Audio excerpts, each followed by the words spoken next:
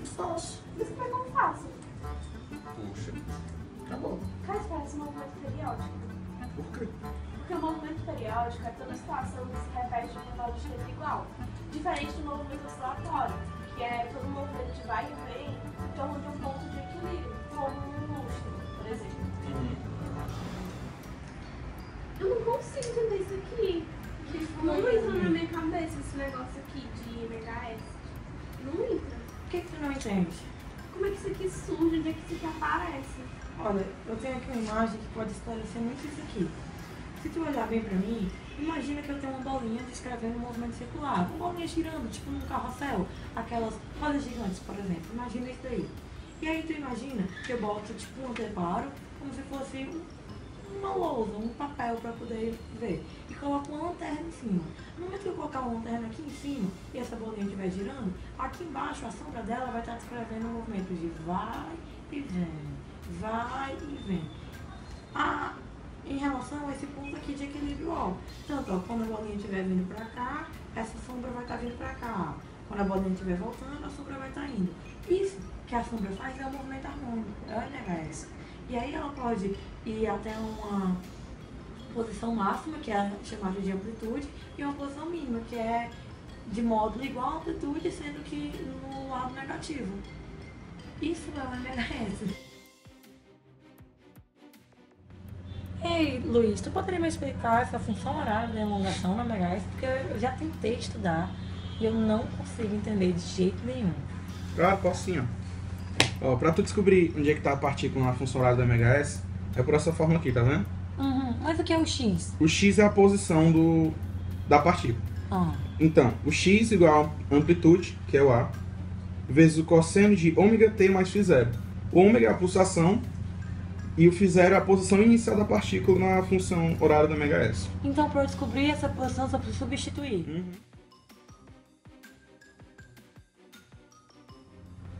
Luiz, como é que eu faço para achar a velocidade no MHS?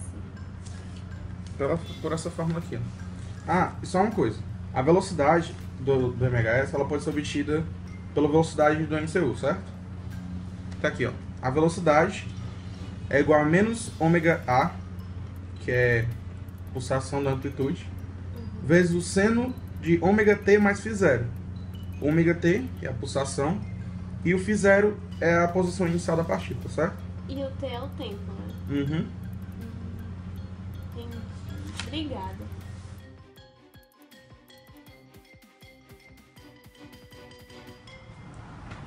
Oi, Yasmin. Ainda bem que eu te encontrei. Amanhã eu tenho uma prova de física muito difícil e eu tô com muita dúvida em aceleração no MHS. Pois eu tenho que eu te explico. Tá vendo esse círculo aqui, né? A aceleração no MHS ela é obtida a partir da aceleração centrípeta. Tá vendo esse triângulo aqui que é formado? É a projeção da aceleração centrípeta. Aí o que acontece? Quando a aceleração for contrária a essa parte do eixo aqui, ó, x, vai ter um sinal negativo. Aí a fórmula que tu vai usar vai ser alfa igual a menos ômega ao quadrado vezes a amplitude vezes o cosseno de ômega t mais φ0. O φ0 indica a posição inicial.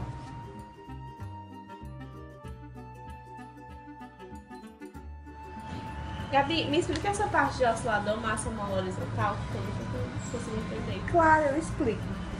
Aqui nós temos uma mola que está presa, por exemplo, a uma parede e a um peso. Como você pode ver, está na posição de equilíbrio, porque não tem nenhuma perturbação para tirar dessa posição. Porém, se ocorrer uma perturbação, esse sistema vai começar a oscilar, realizando um movimento harmônico simples, que vai do A, que é a amplitude, até menos A, que é a amplitude negativa. E o período de oscilação é dado por T, que é o período, igual a 2π, vezes raiz de m, que é a massa do peso, sobre K, que é a constante da mola. Por exemplo, aqui, essa mola, quando eu empurro, ela volta na posição contrária, porque a força, ela tende a restaurar a posição de equilíbrio. Obrigada, entendi. De nada. Luísa, pode me explicar essa parte aqui, por favor? Posso sim, isso aqui é uma avaliação dos momentos em que a velocidade e a aceleração são máximas e mínimas. Nesse ponto O, que é o ponto do equilíbrio, a velocidade ela é máxima e tem seu módulo igual a ômega A. Agora, dependendo do sentido que a partícula esteja descrevendo, ela pode ser menos ômega A, caso ela esteja indo contra a orientação da trajetória, ou mais ômega A. E nesse ponto, a aceleração é nula. Já nos extremos, que são a amplitude, mais amplitude e menos amplitude, as velocidades são nulas. Por quê? Porque o móvel está descrevendo o movimento assim, ele tem que parar para poder voltar. Agora, as acelerações são máximas e possuem módulo igual a ômega ao quadrado vezes A, que é a amplitude. Entendi. Agora você entendeu? De nada.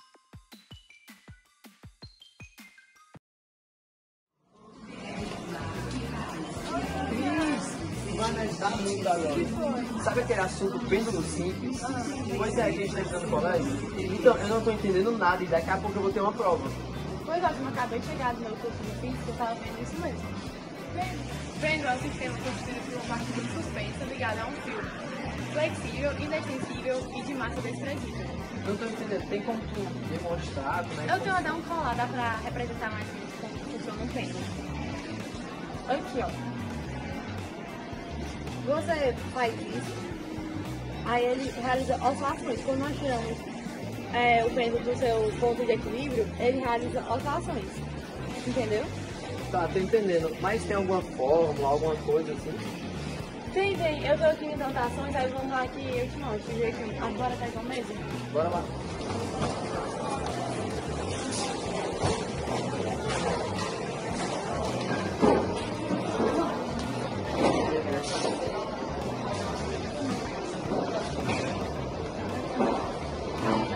Olha, as forças que atuam na massa pendular são a atração exercida pelo fio e o peso, que podem ser decompostos seguindo as direções da reta tangente e da reta normal à trajetória, que é aqui. A intensidade da componente tangencial do peso, que é a força restauradora do movimento oscilatório do pêndulo, pode ser dada da seguinte forma.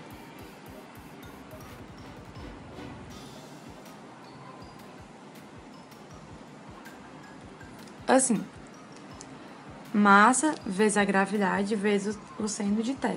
Considerando os casos de pequenos ângulos, com θ máximo de igual ou menor a 10 graus, o valor do seno e o valor do ângulo expresso em radianos serão aproximadamente iguais.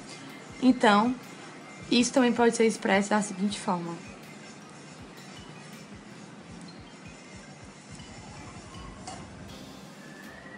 K é igual a isso. Por isso que nós podemos substituir na fórmula. Em qualquer MHS, o período é dado através dessa fórmula. Essa fórmula é aplicável ao pêndulo simples desde que as oscilações ocorram com pequenos ângulos, como eu já disse anteriormente, com o θ máximo igual ou menor a 10 graus. K é a constante de proporcionalidade entre a intensidade da força restauradora e a elongação. Como eu disse anteriormente, a constante K é dada através dessa fórmula, que substituindo na fórmula do período, que é essa aqui, nós chegamos a essa, e depois simplificando e resolvendo, nós chegamos a essa, que através dela nós descobrimos o período da oscilação do pêndulo simples. Entendeu? Entendi, me ajudou bastante, sério, obrigado. Vamos agora continuar, porque meu pai tá chegando. Tchau, até amanhã. Tchau, Cris. Pêndulo simples eu já resolvi. Só que ainda tem MHS, energia MHS. Droga, eu fui muito mal nessa prova. Israel, vem cá, por favor.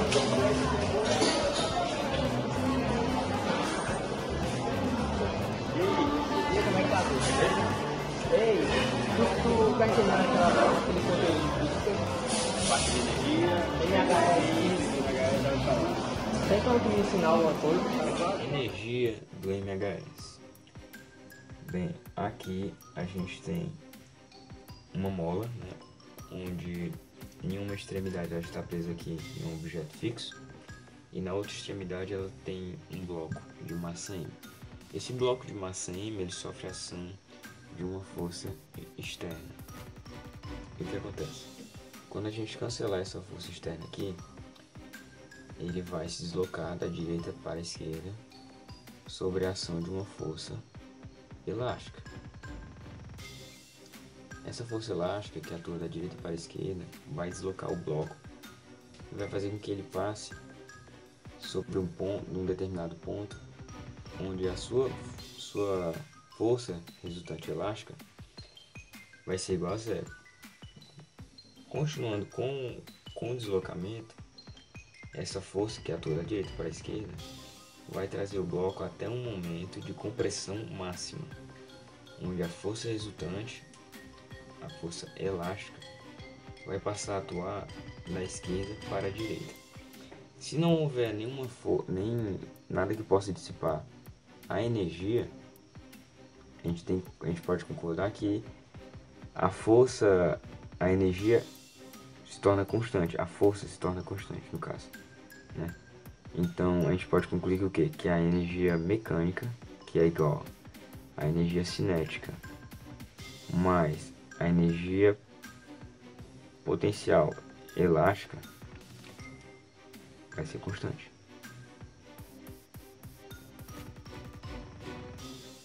Certo?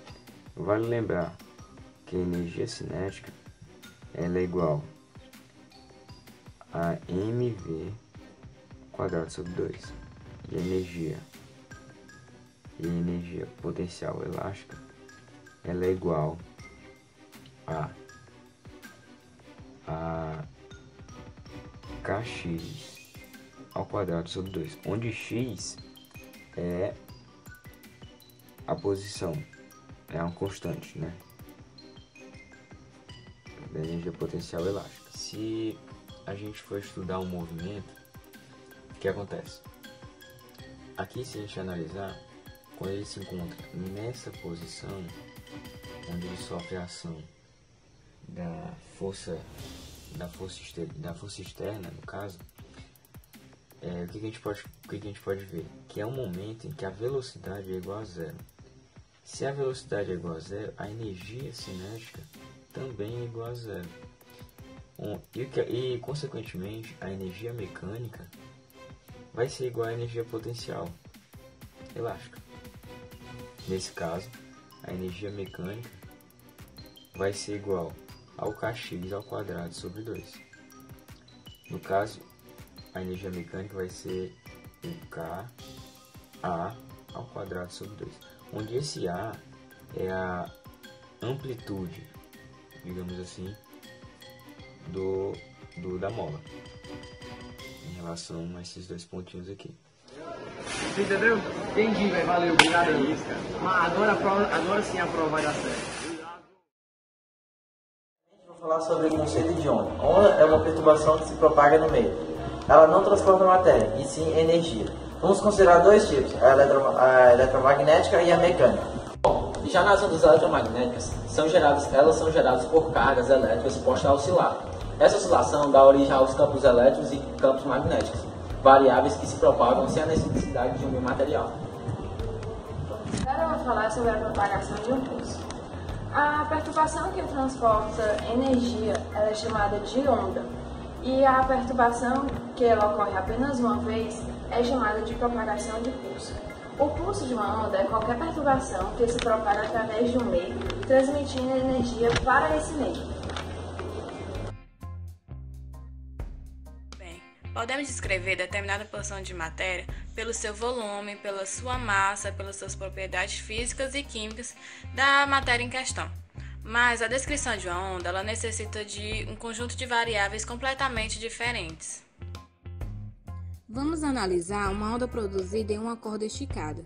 Vamos considerar que as perturbações são produzidas periodicamente pelo operador, que movimenta a mão continuamente, gerando uma sucessão de pulsos idênticos. Antes de analisar essa onda, vamos às seguintes questões. 1. Ao iniciar o movimento vertical, o operador lançou a extremidade da corda para cima ou para baixo? 2. De acordo com a figura, quantos ciclos completos o operador realizou até o instante representado? Para responder essas questões, lembre que os pontos da corda acompanham o movimento da mão do operador.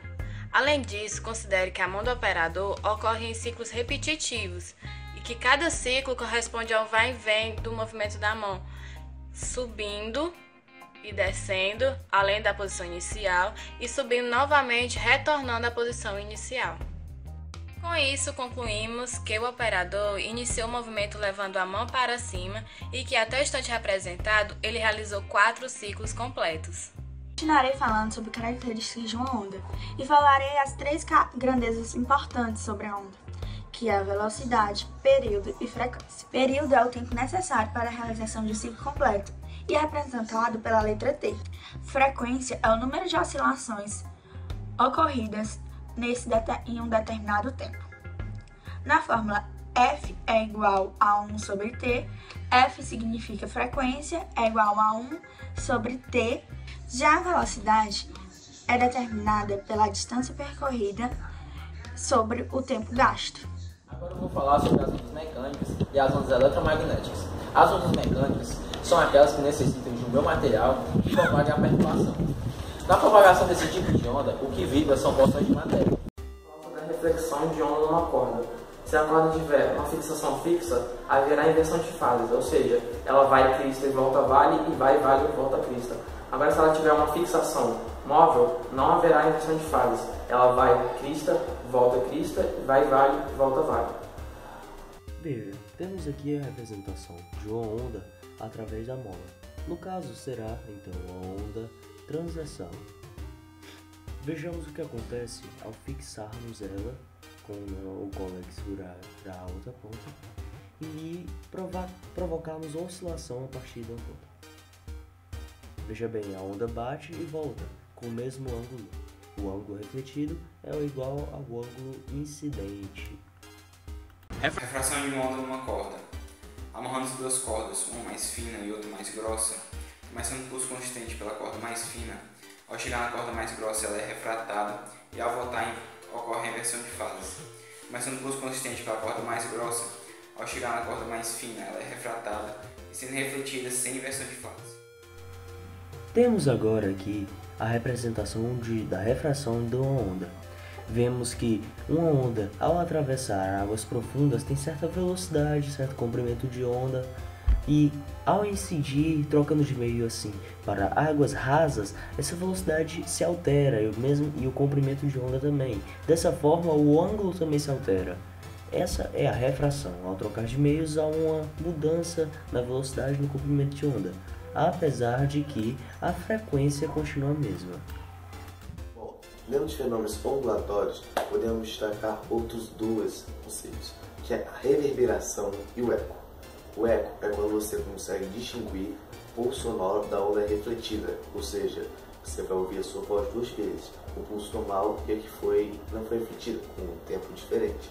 A reverberação, ao contrário, é quando você não consegue distinguir essa onda, ou seja, quando você está no ambiente fechado, você não vai conseguir distinguir a sua onda feita com a onda refletida, ou seja, você vai ouvir uma vez só a voz.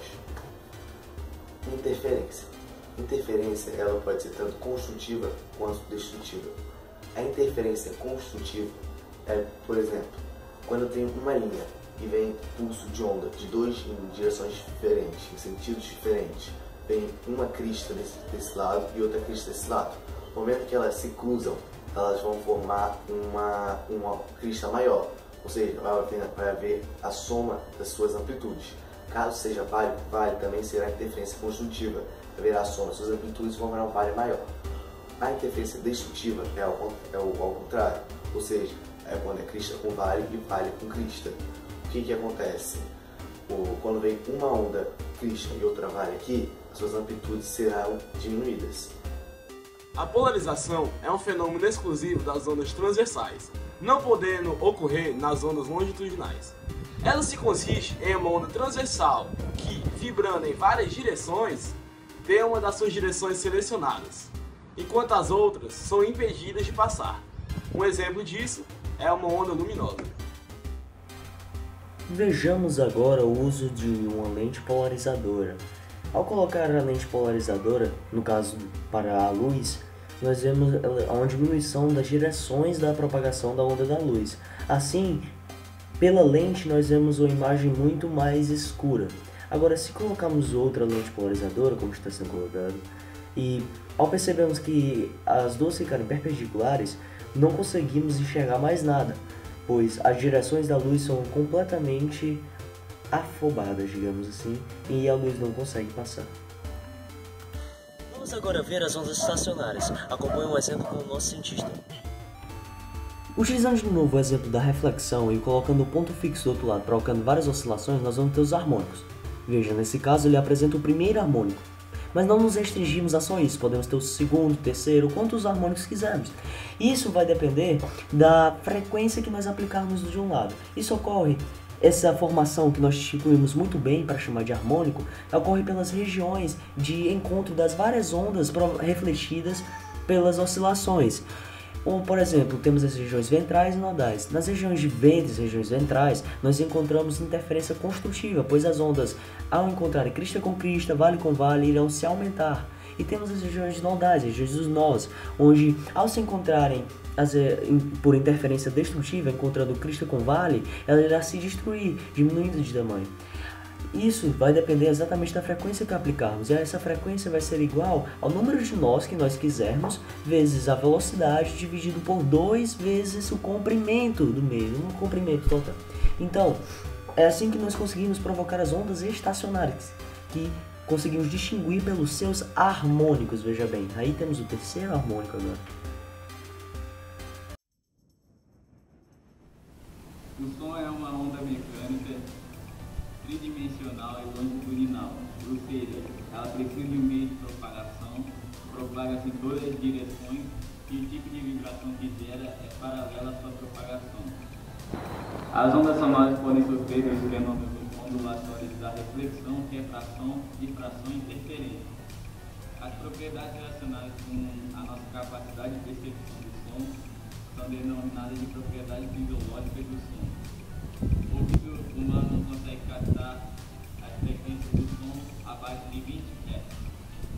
E existem propriedades relacionadas com a nossa capacidade de percepção do som, que são denominadas propriedades fisiológicas do som.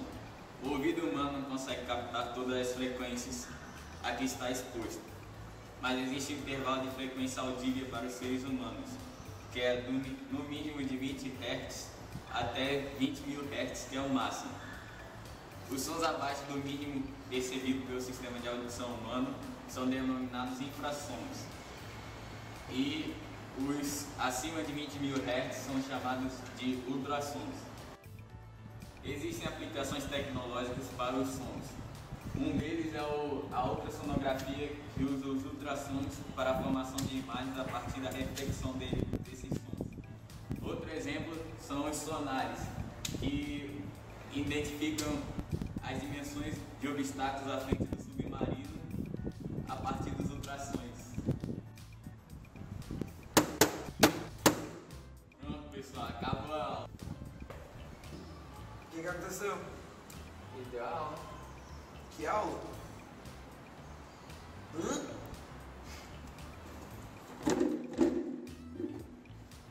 Ô Gui, não, olha aí, mano. Pronto, cara, fez o que ele deu. Agora entendi. Opa, e aí, galera? E aí, mano, beleza? Tem? O que vocês estão vendo? Bom, no momento a gente tá estudando acústica. Ah, acústica? Poxa, eu tô com violão aqui. Coincidência. Parece até o destino. Verdade. Bom, então dá umas propriedades aí do violão e tudo mais. No caso do violão, existe a propriedade da altura, do timbre e da intensidade. A altura está relacionada a um som grave e um som agudo. Agudo, grave. Som agudo tem maior frequência, é mais alto. No caso da intensidade, se dá ao prolongamento das ondas. Uma onda maior vai ter um som mais agudo e mais forte. E no caso do timbre, é a diferenciação de uma onda, que duas ondas podem ter a mesma frequência, mas o timbre vai diferenciar os sons. Como por exemplo dessa flauta. Que flauta? Essa flauta.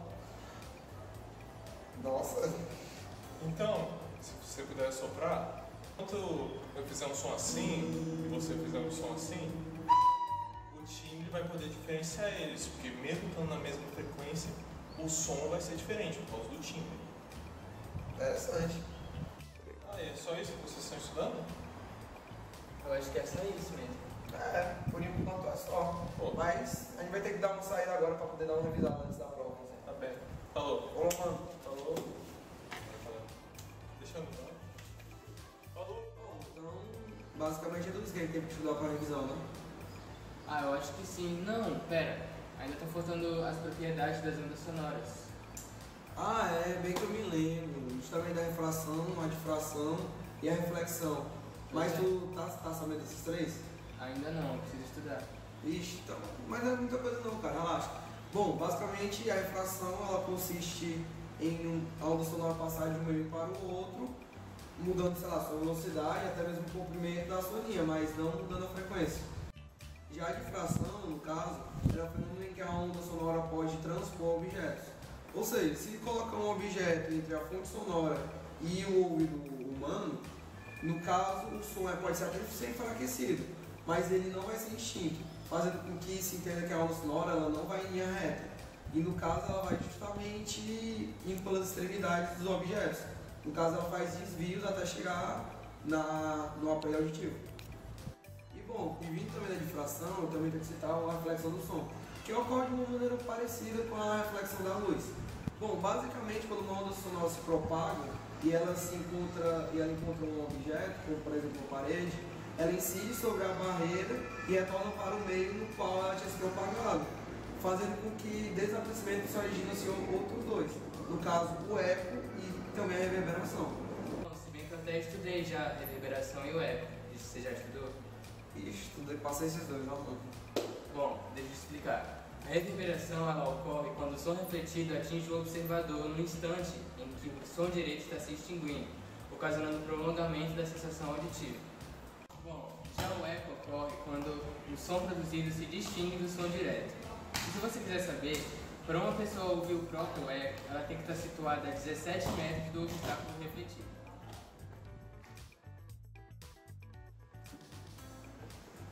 Ai, ai, senhor. E aí, como é que foi na prova? Bom, mano, basicamente não sei nem como te dizer, mas sinceramente... Só tem aluno incompetente nesse colégio, me demito.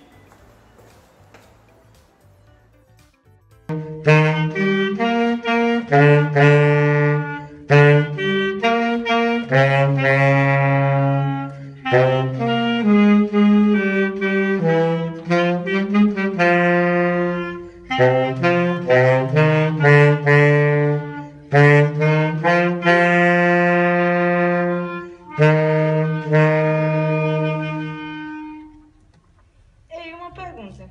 Por que os instrumentos que nós tocamos têm tantos buracos? Ah, isso é muito fácil. É por causa dos tubos sonoros. E aqui? Continua. Aqui eu tenho a representação esquemática dos tubos sonoros fechados. Aqui a extremidade fechada e aqui a extremidade aberta. Nesse primeiro caso, L é dado por lambda sobre 4. Nesse segundo caso, L é igual a 3 lambda sobre 4. E no terceiro caso, L é igual a 5 lambda sobre 4. Dessa forma, nós conseguimos encontrar a frequência, que é dada por N vezes V sobre 4L. Ah, então quer dizer que o N é os harmônicos e eles são usados com os números ímpares. Exatamente. Agora aqui, os tubos abertos. Nesse primeiro caso, L é lambda sobre 2. Nesse segundo caso, L é igual a 2 lambda sobre 2. E nesse terceiro caso, L é igual a 3 lambda sobre 2. E também tem a fórmula. A frequência é dada por N vezes V sobre 2L. Ah, e o harmônico é usado com os números naturais. Exatamente. Agora, respondendo a sua pergunta. Por que os nossos instrumentos têm tantos buracos?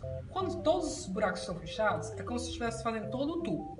Conforme nós abrimos os buracos, permitimos que o ar passe por eles. No que o ar sai por eles, é como se o tubo diminuísse. No que o tubo diminui, a frequência aumenta e por isso o som fica mais alto. Entendi. E eu percebi uma coisa. As cordas vibrantes, elas funcionam não como os tubos abertos, certo? A fórmula é a mesma e o harmônico é com os números naturais. Uhum.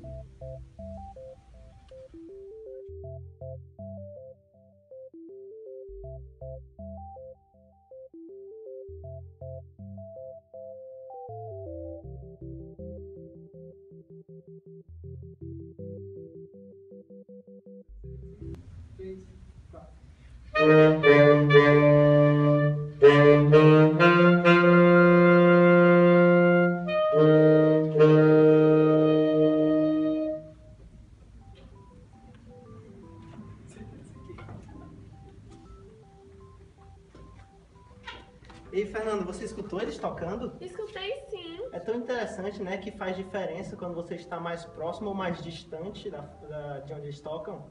É verdade. Você sabe por que isso acontece? Não sei, por quê? É por conta do efeito Doppler. Efeito de quê? Efeito Doppler. Ele é um efeito que vai estar relacionado com a alteração da frequência quando nós, que somos os observadores, nos aproximamos ou nos afastamos da fonte que emite as ondas sonoras, que seriam eles. Ah, sim, é isso que ocorre com os carros de Fórmula 1, né? Quando eles passam... É, exatamente. Sendo que nesse caso, quem é a fonte e está se mexendo é o carro, que no caso seria a fonte. Ah, sim. Essa é a fórmula para calcular a frequência de Doppler, que vai ser igual à frequência inicial vezes a velocidade de propagação do som, mais ou menos a velocidade do observador sobre a velocidade de propagação do som, mais ou menos a velocidade da fonte. Como saberemos se vai ser negativo ou positivo a velocidade do observador e da fonte? Foram convencionados alguns sinais, como, sendo essa a orientação sempre de observador para a fonte, a velocidade da fonte vai ser positiva quando estiver à direita, e a velocidade da fonte vai ser negativa quando estiver indo para a esquerda. A velocidade do observador vai ser positiva quando estiver indo para a direita também, e quando for negativa a direção vai ser para a esquerda.